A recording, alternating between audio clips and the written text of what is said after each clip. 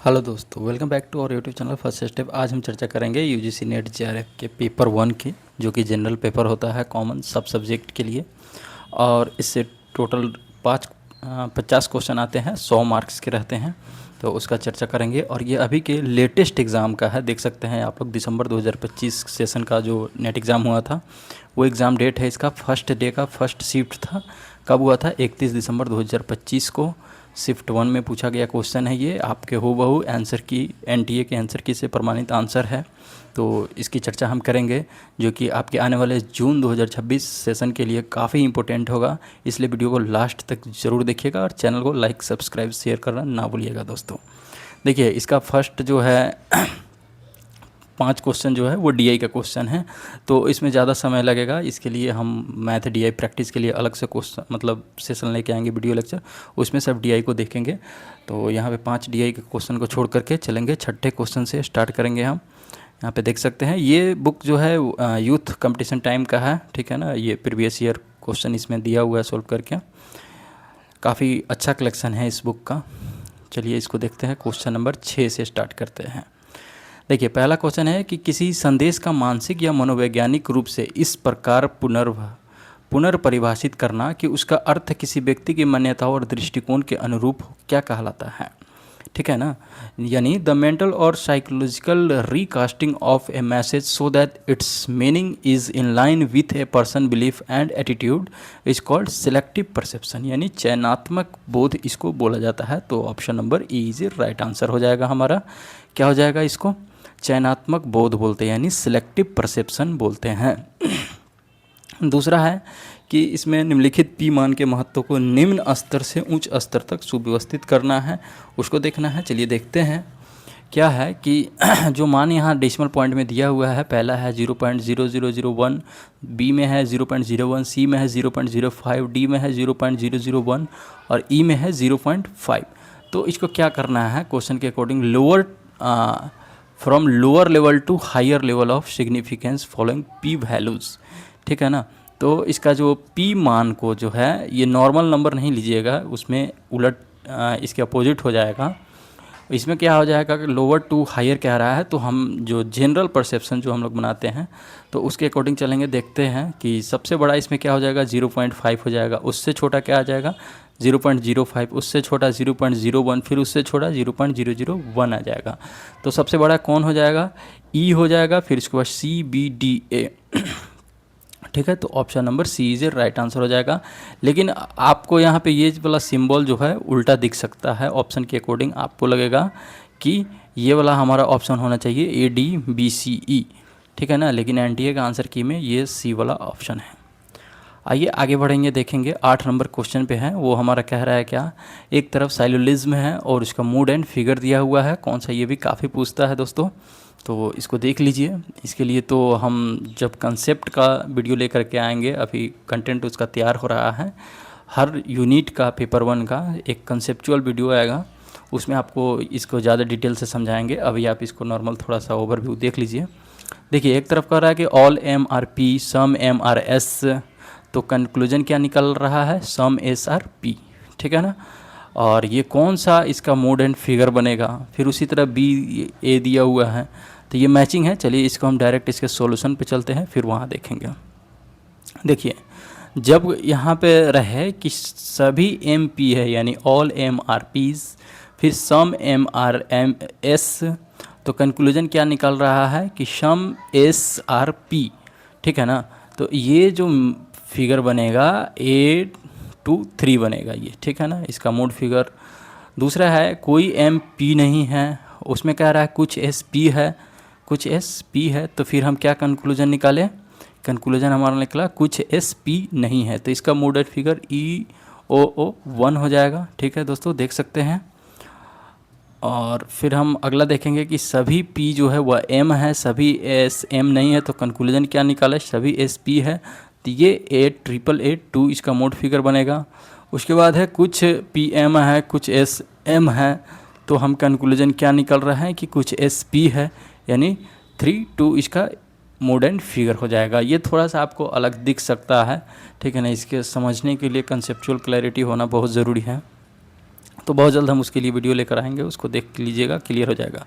Next question है कि निम्नलिखित में से कौन सी विशेषताएं सतत विकास की है? कौन सी इसमें विशेषताएं जो है वो सतत विकास की है? इसको चलिए जूम कर लेते हैं हम लोग, जूम करने पे थोड़ा कट भी जाएगा। आइए इसी तरह देखते हैं। पहला ऑप्शन है कि प्राकृतिक संसाधनों के संबंध में, प्राकृतिक संसाधनों के संबंध में अंतरपीढ़ीगत समानता यानी intergenerational equity regarding natural resource. दूसरा है equitable distribution of natural resource in the society यानी कि समाज में प्राकृतिक संसाधनों का न्यायसंगत वितरण। तीसरा है पर्यावरण की कीमत पर आर्थिक विकास यानी कि economic development at the expense of environment. चौथा है समाज द्वारा गैर नवीकरणीय संसाधनों के उपयोग में कमी यानी reduction in societies use of non renewable resources. और इसमें बताना है कि कौन से विकल्प सही है, ठीक है ना, किसके अकॉर्डिंग?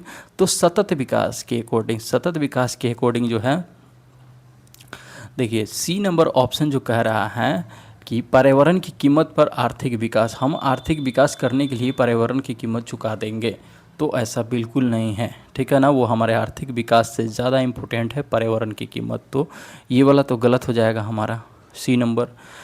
पहला कह रहा है प्राकृतिक संसाधनों के संबंध में अंतरपीढ़ीगत समानता होनी चाहिए, बात सही है। अंतरपीढ़ीगत समानता कहने का मतलब हुआ कि अभी जो पीढ़ी चल रही है वो प्राकृतिक संसाधन का इतना ना यूज कर ले कि आने वाली पीढ़ी के लिए कुछ बचे ही नहीं, पेट्रोल डीजल गैस, तो फिर कैसे होगा? तो वही कह रहा है दोनों में समानता होनी चाहिए। ऑप्शन नंबर बी कह रहा है कि समाज में प्राकृतिक संसाधनों का न्यायसंगत वितरण होना चाहिए, तो ये तो बहुत सारे फिलोसफर इस पे थिंकर अपना विचार प्रकट कर चुके हैं कि समाज में प्राकृतिक संसाधनों का न्यायसंगत वितरण हो। चौथा कह रहा है कि समाज द्वारा गैर नवीकरणीय संसाधनों के उपयोग में कमी की जाए, बिल्कुल सही। जो नॉन रिन्यूएबल रिसोर्स है उसमें कमी किया जाए, क्योंकि वो तो ख़त्म होने वाला है ना एक जगह, क्योंकि उसको रिन्यूएबल नहीं किया जा सकता है, इसलिए उसका लिमिटेड यूज़ रखेंगे। तो इस हिसाब से हमारा ऑप्शन नंबर डी से राइट आंसर हो जाएगा। आइए अगले क्वेश्चन की तरफ देखेंगे। क्वेश्चन नंबर 10 है कि निम्नलिखित में से कौन सी व्यवहारिक क्षमता शिक्षार्थी के भावात्मक क्षेत्र से संबंधित है? ये क्वेश्चन टीचिंग एप्टीट्यूड से है। विच of the following behavioural ability is associated with affective domain of A learner? तो ये है लक्षण वर्णन यानी कैरेक्टराइजेशन, इसका राइट आंसर हो जाएगा ऑप्शन नंबर सी हो जाएगा। देखिए ब्लूम के वर्गीकरण के अनुसार एक जो है कॉग्निटिव क्षेत्र होता है संज्ञानात्मक, दूसरा है साइकोमोटर यानी मनोदैहिक, तीसरा है अफेक्टिव यानी भावात्मक। तो भावात्मक में दृष्टिकोण, मूल अभिवृत्ति, लक्षण वर्णन ये सभी आते हैं। आगे देखेंगे क्वेश्चन नंबर 11 है कि जब द्रव जो लैंडफिल से होकर गुजरता है और जिससे घुले हुए और निलंबित पदार्थ निकल जाते हैं उसे क्या कहते हैं? ठीक है ना। Liquid that passes through the landfill and that has extracted, dissolve and suspended matter from its is called, क्या कहलाता है? तो वो लीचेट कहलाता है। ऑप्शन नंबर बी से राइट आंसर हो जाएगा। देखिए लैंडफिल से होकर गुजरने वाला वह द्रव जो घुले हुए और लंबित पदार्थों को अपने साथ बाहर निकाल देता है उसे लीचेट कहा जाता है, हिंदी में इसे निछालन कहते हैं। नेक्स्ट क्वेश्चन है हमारा, देख लीजिए एक मैथ का क्वेश्चन है, ट्रेन वाला, टाइम स्पीड डिस्टेंस से ये क्वेश्चन है कि इजी है, थोड़ा सा इसको हिंट्स बता देते हैं कि 54 किलोमीटर की चाल से चलने वाली एक ट्रेन जो है प्लेटफॉर्म को पार करने में 20 सेकंड लेती है और उस दिशा में 6 किलोमीटर के चल रहे एक व्यक्ति को पार करने में 15 सेकंड लेती है, तो प्लेटफॉर्म की लंबाई क्या है? तो देखिए व्यक्ति को जो पार करेगा ना उसमें अपना ही ट्रेन लंबाई पार करता है, और जो प्लेटफॉर्म को पार करेगा तो अपना लंबाई और प्लेटफॉर्म दोनों को ऐड कर दीजिएगा, फिर वहाँ से बन जाएगा।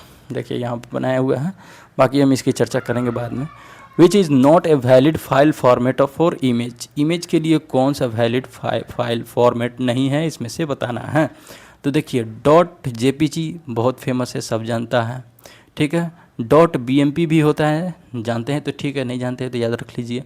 बी में है डॉट टिफ, ये भी होता है, लेकिन डॉट वेव नहीं होता है, तो ये गलत हो जाएगा डी नंबर, और गलत है वही पूछ रहा है। देखिए यह एक इमेज फाइल फॉर्मेट है, इसमें तस्वीर पिक्सल में सेव होती है और इमेज फॉर्मेट होता है। टिफ जो है टैगेड इमेज फाइल फॉर्मेट होता है। जेपीजी तो ये काफ़ी फेमस है, जानते ही हैं सब। आइए अब अगले क्वेश्चन की तरफ देखते हैं। ये आईसीटी से क्वेश्चन है, इंफॉर्मेशन कम्युनिकेशन टेक्नोलॉजी से रिलेटेड क्वेश्चन। क्वेश्चन नंबर 14 है कि निम्नलिखित में कौन सा कथन सत्य है वो देखना है। पहला कथन है कि श्रेणीबद्ध न्याय वाक्य AAA2 अनन्य आधार वाक्यों की भ्रांति का दोष है। दूसरा है कि श्रेणीबद्ध न्याय वाक्य EIO3 4 पदों में भ्रांति का दोषी है। तीसरा है श्रेणीबद्ध न्याय वाक्य AAA1 में कोई भ्रांति नहीं है। चौथा है श्रेणीबद्ध न्याय वाक्य EAA1 में कोई भ्रांति नहीं है। तो इसमें जो है हर कथन को कैटेगोरिकल साइलोलिज्म के अनुसार जांचना पड़ेगा, ठीक है ना। और उस हिसाब से हमारा इसमें केवल आंसर सी सही होगा, यानी सी नंबर जो स्टेटमेंट है वो केवल सही है, बाकी सब गलत है। यानी the categorical syllogism AAA1 commit no fallacy, ठीक है। आइए यहाँ देख लेते हैं इसका, यहाँ देख लिए कि AAA2 का एक रूप बनाया हुआ है, ऑल PRM, ऑल SRM, और कंक्लूजन क्या निकल रहा है, और SRP। यहाँ इस पर सब एग्जाम्पल दिया हुआ है, देख सकते हैं। आगे बढ़ेंगे। Which of the following is a criteria air pollutant as well as greenhouse gas, ठीक है ना। तो कौन सा इसमें प्रदूषक जो है वह प्रदूषक होने के साथ साथ ग्रीन हाउस गैस भी है, तो वो है ओजोन, O3 मतलब ओजोन। ये क्राइटेरियन एयर पोल्यूटेंट है, उन प्रमुख नाम में आम वायु प्रदूषक को कहते हैं। इन्हें क्राइटेरिया इसलिए कहा जाता है क्योंकि इनके नियमन का आधार स्वस्थ और पर्यावरण है। इसमें ओजोन जो है O3 विशेष रूप से आता है। अगला क्वेश्चन देखेंगे हम लोग। देखिए, एक तरफ मिलान करने के लिए दिया हुआ है शिक्षा आयोग, और उसने क्या अनुशंसा किया था। ये हायर एजुकेशन से रिलेटेड क्वेश्चन है। तो देखिए, एक तरफ है शिक्षा आयोग, दूसरा है विश्वविद्यालय शिक्षा आयोग, तीसरा है ज्ञान आयोग, चौथा है माध्यमिक शिक्षा आयोग।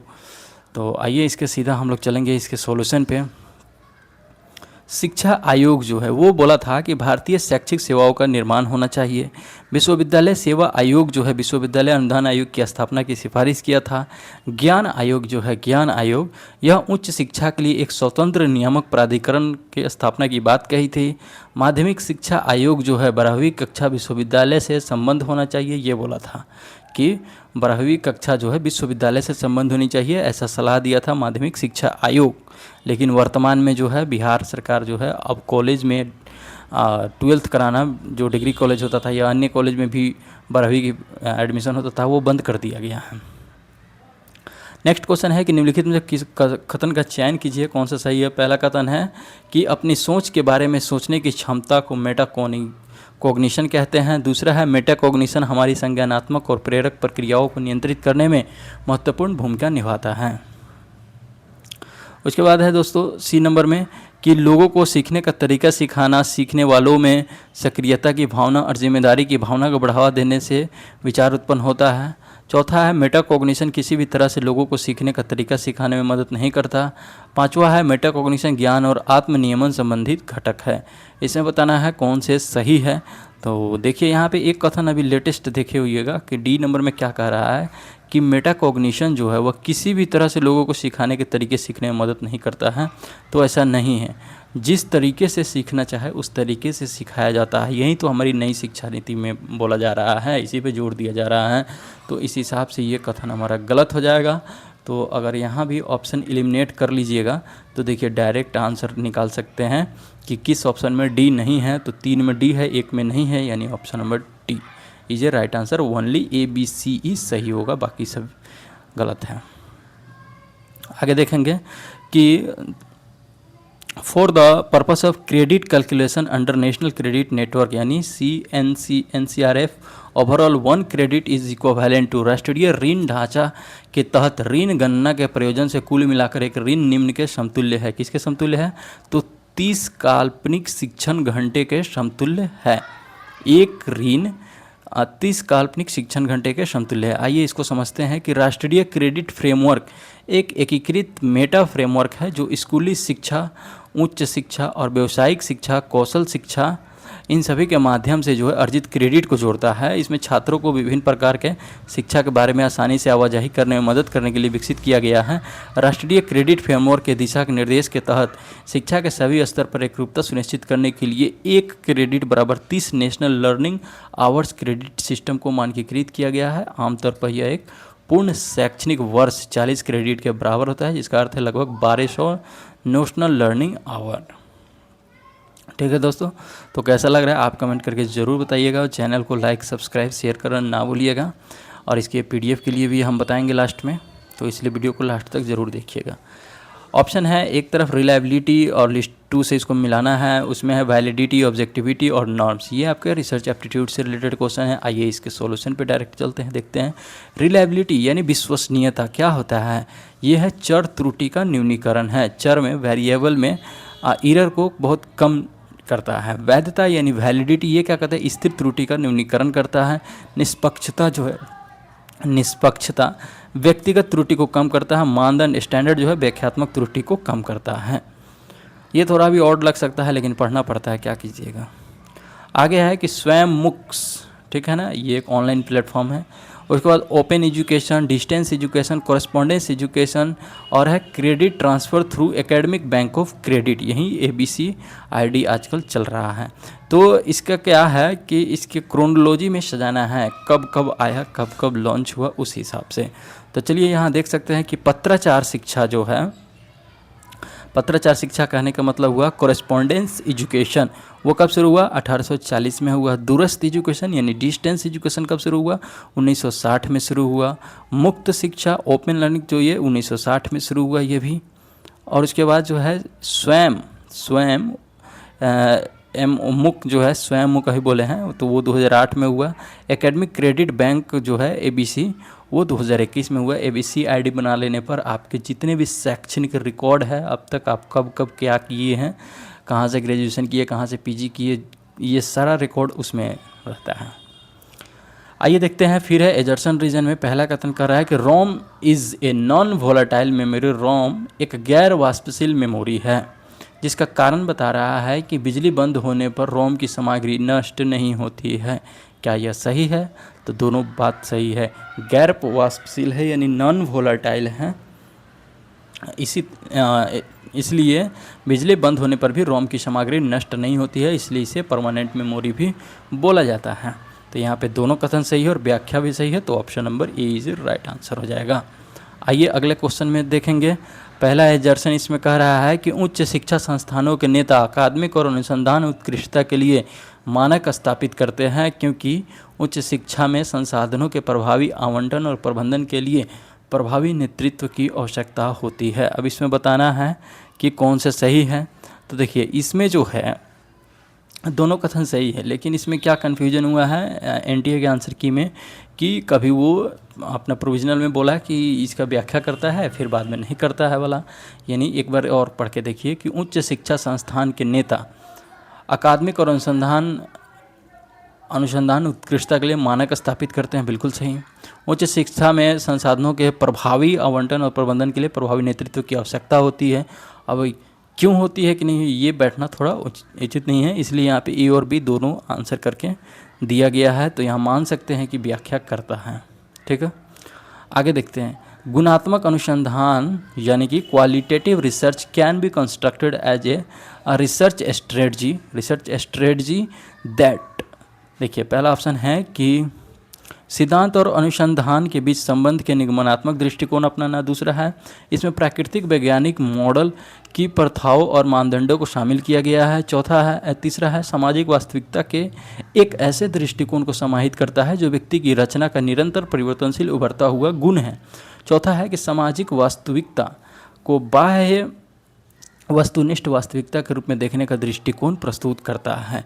तो यहाँ पे ऑप्शन नंबर C जो है वो सूटेबल बैठता है, किसके लिए, तो गुणात्मक अनुसंधान के लिए। यह एक ऐसी अनुसंधान रणनीति है जिसमें सामाजिक वास्तविकता के एक ऐसे दृष्टिकोण को समाहित करता है जो व्यक्ति की रचना का निरंतर परिवर्तनशील उभरता हुआ गुण है, यानी option number C is right answer हो जाएगा। आगे देखेंगे कि which among the following is not a fundamental principle of national education policy 2020, यानी कि राष्ट्रीय शिक्षा नीति 2020 का मूलभूत सिद्धांत कौन सा इसमें नहीं है वो देखना है। आइए पढ़ते हैं एक एक करके ऑप्शन को। पहला ऑप्शन है कि बुनियादी साक्षरता और संख्या ज्ञान को सर्वोच्च प्राथमिकता। दूसरा है वैचारिक समझ पर जोर, यानी कि एम्फेसाइज ऑन कंसेप्चुअल अंडरस्टैंडिंग। उसके बाद दो ऑप्शन इधर दिया हुआ है, उसको देखेंगे हम लोग। कह रहा है कि भाषा प्रभाषिकता और भाषा की शक्ति को बढ़ावा देना। चौथा है विविधता और स्थानीय संवर्ग के प्रति सम्मान। आप लोग थोड़ा भी अगर नई एजुकेशन पॉलिसी से रिलेटेड कुछ पढ़े होइएगा तो उसमें भाषा को लेकर के बहुत ही मतलब इम्पोर्टेंस दिया गया है कि क्षेत्रीय भाषा में ही, मातृभाषा में ही प्राइमरी एजुकेशन दिया जाए, ठीक है ना। इसलिए यहाँ पे option number C is right answer हो जाएगा। इसे में जो है कि भाषा को लेकर के सर्वोच्च प्राथमिकता दी गई है। अब आइए इधर देखते हैं, एक नंबर दिया हुआ है, फिर इसका कोड से रिलेटेड है, ये आपका रीजनिंग से रिलेटेड है, कैसे कोड बनाया गया है। तो उस पे है। चलिए आप यहाँ पे देखिए, एक तरफ 4, 5, 7, 11 दिया हुआ है, एक तरफ 126 है, 100 सीधा 65 है, 332 है, 344 है। तो आप यहाँ एक चीज़ देख सकते हैं कि ये 126 जो है किसी संख्या का क्यूब है, उसमें एक जोड़ दिया गया है। फिर उसके बाद 65 जो है किसी संख्या का क्यूब है यानी घन है, और उसमें एक जोड़ दिया गया है। तो उसी तरह यहाँ पे है कि 4 का क्यू करेंगे, 4 का क्यू करेंगे +1 करेंगे, एक हम कोड बना रहे हैं। तो 4 चौको 16, 16 चौको 64 और +1 बराबर कितना हो गया, 65 हो गया। उसके बाद देखिए 5 का क्यू कीजिए उसी तरह और +1 कीजिए, तो 5 × 5 = 25, 25 × 5 = 125 हो गया, ठीक है ना। +1 कीजिए कितना हो गया, 126 हो गया, ठीक। तो इसी तरह है, यानी 4 का जो है ऑप्शन नंबर 2 है, 5 का ऑप्शन नंबर 1 है। तो यानी पहला जो है 2 में, पहला 2 में और दूसरा 1 में, option number A is right answer हो जाएगा। इसी तरह बाकी सबका भी है। आइए फिर है एजर्सन रीजन में पहला कथन पढ़ते हैं कि प्रायिकता नमूनाकरण मात्रात्मक अनुसंधान के लिए उपयुक्त है। कारण दे रहा है कि संभाव्यता नमूनाकरण नमूनों के चयन में पूर्वाग्रह को कम करने में मदद करता है। अब इसमें कौन सा सही है वो देखना है। देखिए, probability sampling is appropriate for qualitative research because probability sampling help introducing bias in the selection of sample। बिल्कुल सही, यहाँ पे दोनों कथन सही है और दोनों के बीच रिलेशन भी है, दोनों कथन कारण का व्याख्या भी कर रहा है। आइए आगे देखते हैं कि निम्नलिखित को प्रसंस्करण क्षमता के घटते क्रम में व्यवस्थित करें, ठीक है ना। डिक्रीजिंग ऑर्डर प्रोसेसिंग पावर के हिसाब से main frame computer, super computer, mini computer, micro computer. यहाँ एक चीज़ देखिएगा, घटते क्रम पूछ रहा है डिक्रीजिंग ऑर्डर में इसके प्रोसेसिंग पावर के हिसाब से। तो सबसे ज़्यादा किसका प्रोसेसिंग पावर उसको ऊपर रखेंगे, पहले रखेंगे, उसके बाद उससे कम को रखेंगे। तो आप यहाँ देख सकते हैं कि सुपर कंप्यूटर को आजकल सबसे ज़्यादा प्रोसेसिंग पावर सुपर कंप्यूटर का ही रह रहा है, तो सबसे पहले ये हो जाएगा 1 नंबर पे। उसके बाद जो है मेन फ्रेम कंप्यूटर आता है, तो ये दूसरे नंबर पर हो जाएगा। उसके बाद जो है मिनी कंप्यूटर आता है, ये 3 नंबर पे हो जाएगा, और चौथे नंबर पर माइक्रो कंप्यूटर आता है, ठीक है। इस हिसाब से हमारा ऑप्शन नंबर बी सही होगा, बी इज राइट आंसर हो जाएगा। आइए आगे देखते हैं। अगला 28 नंबर क्वेश्चन है कि मानदंड संदर्भित परीक्षण के बारे में निम्नलिखित में से कौन सा कथन सही नहीं है। गलत कथन की पहचान करना है। पहला कथन है इसे डोमेन रिफरेंस टेस्टिंग भी कहा जाता है। दूसरा है इसे उद्देश्य संदर्भित परीक्षण भी कहा जाता है, ठीक है। उसके बाद तीसरा है कि इसके प्रमुख उपयोग निपुणता परीक्षणों में होते हैं। चौथा है यह किसी समूह में किसी व्यक्ति की सापेक्ष स्थिति का परीक्षण करने में उपयोगी होता है। तो देखिए इसमें डी नंबर ऑप्शन जो कह रहा है कि किसी समूह में किसी व्यक्ति की सापेक्ष स्थिति का परीक्षण करने में उपयोगी होता है, तो ऐसा बिल्कुल नहीं है, सापेक्ष स्थिति में नहीं होता, गलत ही पूछ रहा है, तो डी सही हो जाएगा। देखिए मानदंड आधारित परीक्षा जो है सीआरटी छात्रों के शैक्षणिक प्रदर्शन को अन्य छात्रों से तुलना करने के बजाय पूर्व निर्धारित शिक्षण मानक या मानदंडों के एक निश्चित समूह के आधार पर मापती है। ये परीक्षाएं निर्धारित करती है कि परीक्षार्थी ने विशिष्ट कौशल या ज्ञान में महारत हासिल की है या नहीं। यह किसी समूह में किसी व्यक्ति के सापेक्ष स्थिति का परीक्षण करने में उपयोगी है, ठीक है ना। आगे देखेंगे। अगला क्वेश्चन है क्वेश्चन नंबर 29 हमारा है कि किसी एक समय पर लिए गए नमूने पर किया गया सर्वेक्षण अनुसंधान निम्नलिखित में से किस अनुसंधान डिजाइन से संबंधित है। सोचिए, देखिए दोस्तों, ये वाला अभी जो एकदम लेटेस्ट दिसंबर 2025 सेशन में नेट जेआरएफ का एग्ज़ाम हुआ था, उसका पेपर 1 है। ये एग्ज़ाम 31 दिसंबर 2025 को हुआ था शिफ्ट 1 में। इसको आप प्रैक्टिस करके जाइए पूरा। आपको सिलेबस कहीं से भी पढ़े हैं कुछ भी, लेकिन ये प्रीवियस ईयर क्वेश्चन काफ़ी हेल्पफुल साबित होगा। देखना आपको, जो आपको एग्ज़ाम में इसका इंपॉर्टेंस पता चलेगा। ऐसे भी जितना भी तैयारी होगा, अगर आप इसको देख लेते हैं तो आपका उसमें 3 से 4 नंबर इंक्रीज़ हो जाएगा, क्योंकि इससे बहुत सारे क्वेश्चन आपको वहाँ हूबहू देखने को मिल जाएगा। रिपीट हो जाता है, और नहीं भी रिपीट होगा तो टाइप पैटर्न मिल जाता है। इसलिए दोस्तों वीडियो को लास्ट तक ज़रूर देखिएगा। देखिए पहला है कि किसी एक समय पर लिए गए नमूने, ये रिसर्च एप्टीट्यूड का है। सैंपल कलेक्ट, ये थोड़ा सा ऑड लगता है क्योंकि पीएचडी में पढ़ना है इसको पूरा, पहले तो पढ़ना है नहीं, इसलिए थोड़ा ऑड लगता है। किसी एक समय पर लिए गए नमूने पर किया गया सर्वेक्षण अनुसंधान निम्नलिखित में से किस अनुसंधान डिजाइन से संबंधित है। ये किस टाइप का रिसर्च डिजाइन का ही बहुत सारा टाइप होता है, तो वही है क्रॉस सेक्शनल, यानी अनुप्रस्थ काट के हिसाब से प्रकार पे ये निर्भर करता है अनुसंधान डिजाइन में, जिसमें एक समय पर लिए गए नमूना सर्वेक्षण अनुसंधान में उपयोग होता है। आइए देखते हैं अगला, नियोजित प्रकार जो संभावित मीडिया उपभोग बाजार में स्वतः स्फूर्त रूप से और तेजी से मौखिक रूप से लेकिन सोशल नेटवर्क साइटों के माध्यम से भी फैलता है, उससे क्या तात्पर्य है? Planned publicity that spread spontaneously and rapidly by word of mouth throughout a potential media consumer market refer to. ये किसको रिफर करता है? वायरल एडवर्टाइज को करता है, वायरल विज्ञापन को रिफर करता है। Option number B is right answer हो जाएगा हमारा। ठीक है, अगले क्वेश्चन की तरफ चलेंगे हम लोग। अगला क्वेश्चन है 31 कि निम्नलिखित संचार स्तरों को जटिलता के क्रम में व्यवस्थित करें और सबसे व्यक्तिगत स्तर से शुरू करते हुए। ठीक है ना, किससे? व्यक्तिगत स्तर से। Arrange the following level of communication in the sequential order of complexity beginning with a most personal. ठीक, पहला है इंटर ग्रुप, दूसरा है इंटर पर्सनल, तीसरा है इंट्रा ग्रुप, चौथा है इंट्रा पर्सनल, पांचवा है इंस्टीट्यूशनल। तो इसमें व्यक्तिगत स्तर से बढ़ना है, तो इसमें इंस्टीट्यूशनल जो है वो सबसे पहले हो जाएगा हमारा। ठीक है, उसके बाद जो है इंटरपर्सनल आएगा। यहाँ पे देख सकते हैं संस्थागत जो है एक किसी संस्था का होता है, उसके बाद इंटरपर्सनल एक से अधिक में हो जाएगा।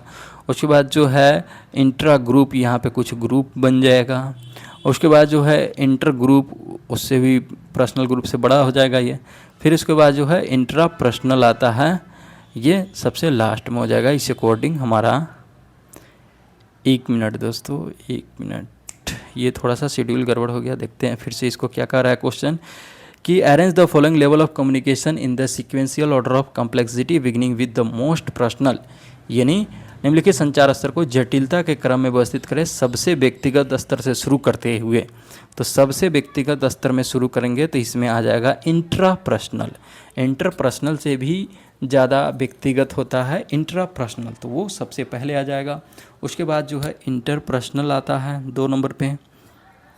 उसके बाद जो है इंट्रा ग्रुप आ जाएगा, ये हो जाएगा 3 नंबर पे। उसके बाद इंटर ग्रुप आ जाएगा 4 नंबर पे, और सबसे लास्ट में आ जाएगा इंस्टीट्यूशनल 5 नंबर पे। उस टाइम हम उल्टा बोल दिए थे इसका, ठीक है ना, तो उसके लिए माफ़ी चाहते हैं। तो इस हिसाब से option number D J right answer हो जाएगा। देख सकते हैं कि इंट्रापर्सनल व्यक्तिगत का खुद से संवाद, सबसे व्यक्तिगत स्तंभ अपने आप में क्या बात करते वो है। इंटरपर्सनल यानी पारस्परिक जो है 2 व्यक्तियों के मध्य संचार है। इंट्रा ग्रुप जो है एक ही समूह के भीतर कई लोगों के मध्य है। इन अंतर समूह जो है अलग अलग समूह के मध्य है। संस्थागत जो है बड़े संगठन मीडिया संस्थाओं का संचार है। नेक्स्ट है 2 नंबर क्वेश्चन कि which of the principle are true for a typical communication process. निम्नलिखित में से कौन से सिद्धांत एक विशिष्ट संचार प्रक्रिया के लिए सही है, वो बताना है हमें। ठीक है ना, चलिए ऑप्शन देखते हैं। पहला ऑप्शन है कि संचार संदेश मौखिक और गैर मौखिक दोनों प्रकार के होते हैं, तो ये हमारा बिल्कुल सही हो जाएगा। कम्युनिकेशन वर्बल और नॉन वर्बल दोनों होता है। दूसरा है the communication process does not involve mutual influence, यानी संचार प्रक्रिया में पारस्परिक प्रभाव शामिल नहीं होता है, तो ऐसा नहीं है, गलत। संचार प्रक्रिया में पारस्परिक प्रभाव शामिल होता है। सी नंबर है कि communication message can be intentional और यू अनइंटेंशनल, यानी संचार संदेश जानबूझकर या अनजाने में हो सकते हैं, तो बिल्कुल सही हो सकता है। चौथा है संचार जटिल और सूक्ष्म दोनों होते हैं, तो ये भी बिल्कुल सही है। इस हिसाब से हमारा option number A C D सही होगा, जो कि सी नंबर में है। आइए अगले क्वेश्चन पे देखते हैं हम लोग। अगला हमारा क्वेश्चन है इस साइड में, राइट साइड में। ये मोड एंड फिगर से रिलेटेड है। नीचे दिए गए 2 कथन हैं, एक को अभिकथन और दूसरे को कारण के रूप में चिन्हित किया गया। कथन है कि AAA2 एक अमान्य श्रेणीबद्ध न्याय वाक्य है, इनवैलिड कैटेगोरियल सैलोलिज्म है। कारण दे रहा है कि AAA2 अनन्य आधार वाक्यों की भ्रांति का दोषी है, यानी commit the fallacy of exclusive premises की बात कर रहा है। तो इसमें क्या हो जाएगा दोस्तों कि ये जो कह रहा है कि अमान्य श्रेणीबद्ध है, वो हमारा सही हो जाएगा। ठीक है ना, वो अमान्य है। लेकिन दूसरा कह रहा है कि अनन्य आधार वाक्यों की भ्रांति का दोषी, तो ऐसा नहीं है। पहला हमारा सही हो जाएगा कथन, और कारण इसका गलत हो जाएगा। तो देखते हैं किस ऑप्शन में दिया है कि कथन सही है और कारण गलत है। तो ये हमारा ऑप्शन नंबर सी में दिया हुआ है, तो सी इज ए राइट आंसर हो जाएगा। आइए आगे देखते हैं, अगला क्वेश्चन की तरफ बढ़ेंगे हम लोग। अगला क्वेश्चन हमारा रीजनिंग से है। तो यहाँ देख सकते हैं 4 है, 36 है, 252 है, फिर 1260 है। उसके बाद अगला क्या होगा, एक पैटर्न बनाते जा रहा है, उसी पैटर्न पे पूछा है। तो देखिए 4 में 9 से गुना कीजिएगा तो 36 आएगा, 36 में 7 से गुना कीजिएगा 252 आएगा, 252 में 1260 से गुना कीजिएगा 5 आएगा। तो ये देख रहे हैं 9 7 5 यानी 2 2 कम होते जा रहा है एक पैटर्न में और उससे गुना होते जा रहा है। तो इस बेस पे आप इसको बना सकते हैं, सोल्व कर सकते हैं। इसको कैसे निकालेंगे, 36 में 4 से भाग कर देंगे, 252 में 36 से भाग कर देंगे, 1260 में 252 से भाग कर देंगे। इसी हिसाब से हम लोग बना करके इसको एग्ज़ाम में सोल्व करेंगे। काफ़ी इजी होता है, प्रैक्टिस कर लीजिएगा, हो जाएगा। आइए देखते हैं अगला, type of noise in communication और उसके एग्जांपल दिया हुआ है। साइकोलॉजिकल नॉइज़, फिजिकल नॉइज़, फिर है फिजियोलॉजिकल, सॉरी ऑप्शन 1 में है फिजियोलॉजिकल यानी शारीरिक, दूसरा है फिजिकल, तीसरा है साइकोलॉजिकल, चौथा है सेमेंटिक। तो इसमें जो है हमारा फिजियोलॉजिकल शारीरिक जो है वह नॉइज कम्युनिकेशन में कब आता है, जब हम थके हारे रहते हैं, एनर्जेटिक नहीं रहते हैं, तो हमारा आवाज़ जो है एकदम लो हो जाएगा, उसमें कोई एनर्जी ही नहीं लगेगा। जैसे कि अभी हम आपको बता रहे हैं, इससे एकदम एकदम इस टाइप हो। तो ऐसे कोई पढ़ाएगा तो फिर इंटरेस्ट भी नहीं आता है। तो वो हमारा क्या है, बैरियर है, कम्युनिकेशन बैरियर है। चूँकि वक्ता को एनर्जेटिक ऊर्जावान रहना चाहिए, तभी दर्शक श्रोता जो है उसे अच्छे से सुनेंगे और उसमें इंटरेस्टेड रहेंगे। तो ये हमारा ऑप्शन 2 हो जाएगा। फिर इसके बाद जो है भौतिक यानी फिजिकल, फिजिकल जो है ये चमकदार रोशनी जो कह रहा है ब्राइट लाइट, वो होता है हमारा लाइट, अच्छा लाइटिंग रहता है, बहुत अच्छा लगता है। साइकोलॉजिकल मनोवैज्ञानिक जो है ये पूर्वाग्रह होता है, पहले से ही हम किसी के बारे में मन में ऐसे बैठा ले कि वो ऐसा है, तो ये पूर्वाग्रह हो जाएगा। सिमेंटिक जो है शब्द समझ में नहीं आ रहा है इसमें, तो ये हो जाएगा। इस अकॉर्डिंग हमारा ऑप्शन सेट करेंगे, ए के 2, बी का 4, सी का 3 और डी का 1, तो option number B is right answer हो जाएगा। आगे बढ़ेंगे दोस्तों, अगला क्वेश्चन है, ये हमारा मैथ से गणितीय रिलेटेड है, मैथ से रिलेटेड क्वेश्चन है। एक सीरीज़ दिया हुआ है और बताना है इसका सम किसके इक्वल टू होगा। तो वो आप देख सकते हैं यहाँ पे, इसको आप एक क्रम बना लीजिए और उस सीरीज़ बन जाएगा, उस सीरीज़ के अकॉर्डिंग इसको सोल्व कर लेना है। फिर इसमें हर ऑप्शन का अलग अलग दिया हुआ है, ठीक है ना, हर ऑप्शन को अलग अलग बना करके चेक करना है कौन सा सही है। ऑप्शन बी में देखिए 3 संख्याओं में से दूसरी पहली दोगुनी है, तीसरी से भी 3 गुनी, यदि तीनों संख्याओं का औसत 55 है तो सबसे बड़ी संख्या 90 है। तो क्या कीजिएगा ना, इस टाइप में 5 दिया रहेगा मैथ का, तो पहले एगो कोई बना लीजिएगा जो आपसे बन रहा है और उसको हिसाब से उसका ऑप्शन देखिएगा। यहाँ पे मैं बता रहा हूँ, टाइम उस तरह बचता है। ये मान लिए कि हम उसमें एक ऑप्शन बनाएं, कौन सा ऑप्शन बनाएं, तो ऑप्शन हम बना लिए सी, ठीक है ना। तो सी या डी बना लिए, डी देखेंगे तो डी हमारा आया, उस अकॉर्डिंग गलत हो गया डी, तो डी क्या होगा, इसमें नहीं होगा, तो डी यहाँ पे 2 ऑप्शन ऐसे छट गया। बाकी बचा 2, बचा इसमें क्या, बी सी और ए डी, तो बी तो होगा ही। अब ए और सी में कोई बना के देख लेंगे, 2 ऑप्शन छट जाएगा, डी आंसर हो जाएगा। इस हिसाब से ऑप्शन एलिमिनेशन मेथड इसको बोलते हैं, कर लीजिएगा तो टाइम बहुत बच जाएगा एग्ज़ाम में, और कहीं से भी सटीक आंसर तक पहुंचना ज़रूरी है, ठीक है ना। कैसे बना रहे हैं, कितना सॉल्यूशन किए, शॉर्ट लॉन्ग, उससे मतलब नहीं है। क्वेश्चन नंबर 37 है कि किसी श्रेणीबद्ध प्रस्ताव मेरे मामले में प्रतिस्थापन मान्य नहीं है। तो देखिए दोस्तों, यहाँ पे इस क्वेश्चन को, इसका ऑप्शन अलग दिया गया है क्योंकि इसमें 2 ऑप्शन हो जाएगा, सी और डी। इस हिसाब से इसको छोड़ देते हैं। अगला क्वेश्चन देखेंगे हम लोग। अगला क्वेश्चन है कि नॉमिनल, क्या कह रहा है, नॉमिनल मिलान करना है स्केल ऑफ मेजरमेंट और उसके क्या लक्षण होते हैं, कैरेक्टरिस्टिक है, उसकी विशेषताओं को यहाँ देखना है। Ordinal, ratio, interval. चलिए इसका जो है हम लोग डायरेक्ट सॉल्यूशन पर चलते हैं। नॉमिनल यानी नाम मात्र का होता है, उसको क्या होता है, केवल श्रेणियों को दर्शाता है। दूसरा है साधारण यानी वस्तुओं को सबसे कम से सबसे अधिक या सबसे कम से सबसे अधिक क्रम में व्यवस्थित करता है। तीसरा अनुपात है, इससे शोधकर्ता आसानी से अनुपात निर्धारित करते हैं। और अंतराल यानी इंटरवल जो है वस्तुओं के बीच की सटीक दूरी क्या है उसको बताता है। अब आते हैं, एक तरफ यहाँ मैचिंग दिया हुआ है, उसको भी मिलान करना है। क्या क्या है, तो डिजिट की है, स्पेशल कैरेक्टर की है, नॉन प्रिंटेबल की है, फंक्शन की है। तो अगर आप यहाँ से फंक्शन की पकड़ सकते हैं तो पकड़ लीजिए, F1 F2 FF जितना होता है वो सब फंक्शन की है। तो डी का 3 है, देख लीजिए 2 ऑप्शन यहाँ से सीधे छट जा रहा है कि नहीं छट जा रहा है, देखिए किस ऑप्शन में डी है किस में नहीं है। तो 2 ऑप्शन हमारा सीधा यहाँ से छट जाएगा, एक गलत एक मिनट, डी का 3 होगा तो 1 और 3 गलत, बचा 2 और 4। इसी दो में से कोई एक हमारा आंसर होगा। तो अब एक और ऑप्शन पकड़ने का कोशिश करेंगे हम, वो क्या है कि चलिए इसको देख लेते हैं, इसका डिटेल पढ़ लेते हैं हम लोग कि अंक कुंजी जो है वो क्या होता है, नंबर जो है नॉमिनल जो है अंक कुंजी, वो जो है हमारा संख्यात्मक कीपैड होता है, 1 2 3 4 5 6 7 8 9 0। उसके बाद विशेष वर्ण कुंजियाँ जो है special characters plus, at the rate, and, Hutch. गैर मुद्रण योग कुंजियाँ जो है बैक स्पेस होता है, रिटर्न होता है, स्पेस बार होता है। फिर उसके बाद फंक्शन कुंजियाँ बताएं ही अभी, F1 F2 F12 होता है। तो इस हिसाब से ABCD हमारा ऑप्शन डी सही हो जाएगा। आगे देखेंगे हम लोग, अगला क्वेश्चन है वो हमारा अब 40 नंबर क्वेश्चन है। 40 नंबर क्वेश्चन कह रहा है कि निम्नलिखित में से कौन सी स्क्रिप्टिंग भाषा है, यानी स्क्रिप्टिंग लैंग्वेज कौन है। ठीक है ना, ये कंप्यूटर लैंग्वेज नहीं कह रहा है, ठीक है ना, वो अलग हो जाएगा, स्क्रिप्टिंग लैंग्वेज कह रहा है। तो इसमें विजुअल बेसिक जो है option number D is right answer हो जाएगा, विजुअल बेसिक स्क्रिप्टिंग भाषा है। अब आएंगे क्वेश्चन नंबर 41 पे। इस पे कह रहा है कि अगस्त 2025 तक कुल सौर ऊर्जा की स्थापित क्षमता के अवरोह क्रम में निम्नलिखित को व्यवस्थित करें। ये थोड़ा सा मतलब करंट से रिलेटेड क्वेश्चन है दोस्तों।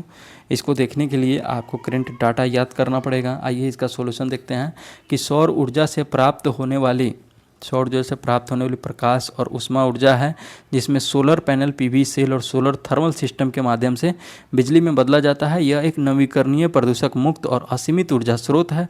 अगस्त 2025 तक के सोलर पावर इंस्टॉल क्षमता का घटता हुआ क्रम है हमारा, क्या क्रम है, तो सबसे अधिक राजस्थान में है, ठीक है, 35 से 36 गीगावाट। उसके बाद गुजरात में है, फिर महाराष्ट्र में है, तमिलनाडु में है।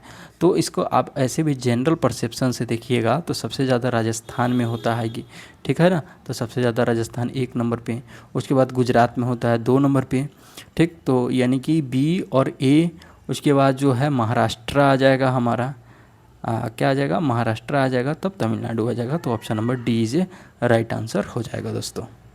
अब देखेंगे कि क्वेश्चन नंबर 42 है। नीचे दिए गए दो भिन्न को अवरोही क्रम में सजाना है, फ्रैक्शन दिया हुआ है और इसको डिसेंडिंग ऑर्डर में आप इसको क्या कर सकते हैं, इसको डिवाइड करके इसका डेसिमल पॉइंट निकाल लीजिए और वहाँ से आपको एग्जैक्ट पता चल जाएगा।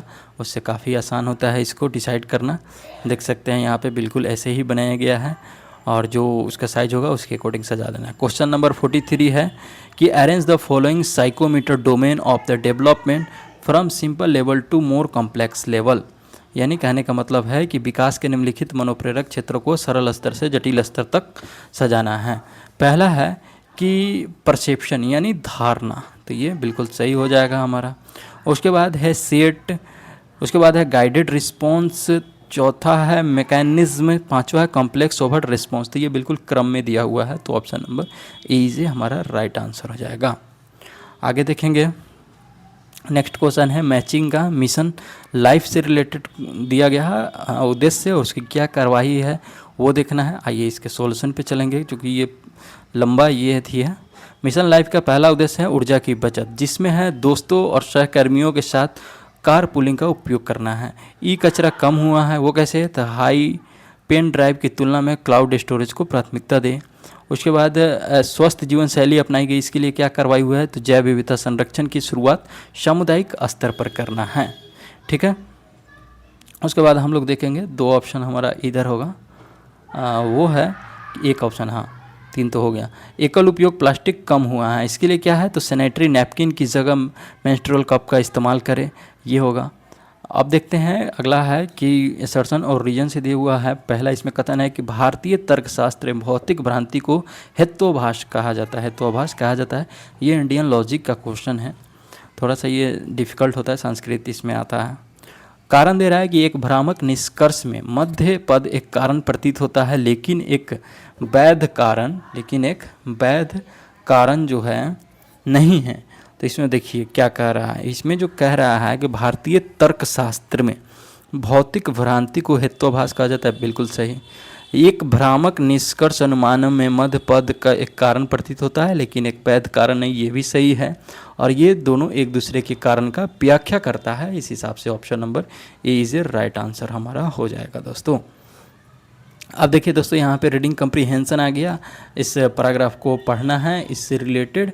अब 5 क्वेश्चन इसमें दिए हुए, देखिए हिंदी इंग्लिश दोनों में देता है। ऐसा नहीं कि आप हिंदी मीडियम से है तो आपके लिए इंग्लिश पैराग्राफ पढ़ना मुश्किल हो जाएगा, ऐसा बिल्कुल नहीं है। उसके जस्ट नीचे यहाँ हिंदी दे दिया हुआ है, इसी तरह रहता है। तो आप हिंदी और इंग्लिश दोनों जिस भी मीडियम से है पढ़ सकते हैं और उससे संबंधित क्वेश्चन यहाँ पे सॉल्व कर सकते हैं। तो अगर आप पीजी पोस्ट ग्रेजुएट है तो अब इसको क्या हम एक्सप्लेन करें, ये तो आप खुद से कर ही सकते हैं। तो आप यहाँ देख सकते हैं आज ये 50 क्वेश्चन हम लोग कंप्लीट किए। कैसा लगा दोस्तों, कमेंट करके ज़रूर बताएं। और कोई भी डाउट हो तो आप हमसे कमेंट सेक्शन में ज़रूर पूछें। मैंने 3 बार नेट क्वालिफाई किया है, आपको नेट क्वालिफाई कराने में आपको बहुत मददगार साबित हो सकता है मेरा प्लान स्ट्रेटजी वीडियो। इसलिए चैनल से जुड़े रहें और इसको अन्य ग्रुप में शेयर ज़रूर करें। धन्यवाद।